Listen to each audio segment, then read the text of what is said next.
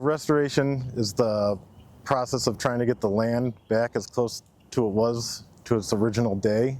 The first is to remove all invasive brush, removing all the honeysuckle and buckthorn from the area, followed by tree thinning to get more light to the ground, to promote more native plants to bloom.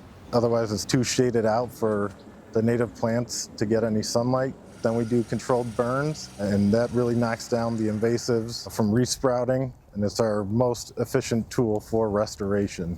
A lot of this is done with heavy machinery, like a forestry mower, and then chainsawing for tree thinning. With some of the restoration projects, the soil has a good seed bank, and they're able to return pretty quickly to its original landscape.